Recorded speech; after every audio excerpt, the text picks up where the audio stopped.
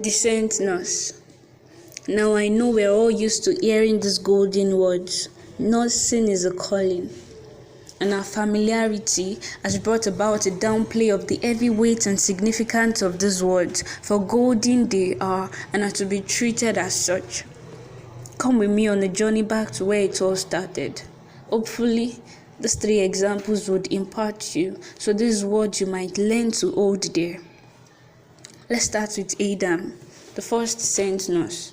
And sent he was, for everything God had created could not work, and God could not work also. He could not send rain, for there was not a man to till the ground, until later he formed man and put him where he wanted him to be. And permit me to replace the word sent with planted, for the first man was taken by God and sent or planted into Eden to dress and to keep it. Simply put, to nurse it. Genesis 2:5 to 8 and 15. Attentive ears, take note and keep in your heart of hearts the word planted.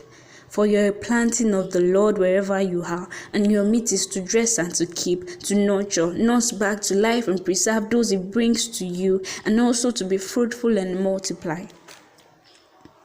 Follow me back to the 13th century BC. Another category, Shipra and Poa, notable, midwives I stand.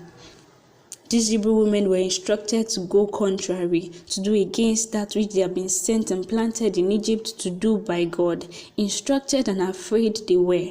But because they feared God more than they did Pharaoh and walked with the consciousness of the God of Israel before whom they stood and walked, they chose to obey the greater king, and reward them he did.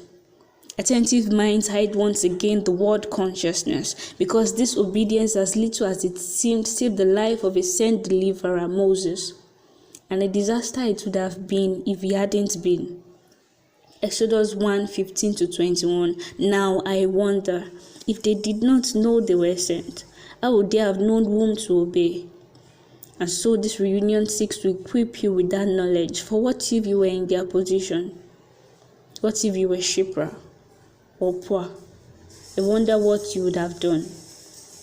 And lastly, come with me to the greatest one of all, Jehovah El Nursing. Psalm 41 verse 3. The Lord nurses them when they are sick and restores them to health.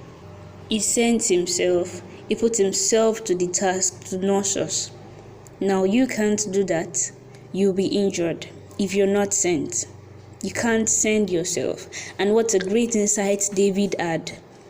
See, those hands of yours were not just meant to hold a vial of Rosephine to give. No, they were meant to apply God's healing balm and your touch to quicken, revive. Your mouths were not just meant to say soothing words of comfort to the patient, but to speak spirit and life and take control of the atmosphere. Your heart is not just to feel pity for that patient, but to groan without words and drawn from the Creator's vault of spare parts, a new fallopian tube for that woman that can never get pregnant. Your legs are not just meant to carry you from one ward to the other, for wherever you step your feet on there, He gives to you as your inheritance. You're taking territories for your King. And your presence as a carrier of El Nursing, to cause demons to flee even before you enter through the gate, and bring in His angels to minister. All these you have been equipped with. They're not carnal, but mighty through God to the pulling down of strongholds and raising a standard against the enemy. Come no further. I'm in charge of the word. Understand that He has called you to Himself, for you can only walk with the amount of light and insight and understanding that you have, and He has sent you out. He has planted you to walk with His consciousness, and He has sent you to nurse them when they are sick and restore them to health as He would. So you'd do as Jesus would.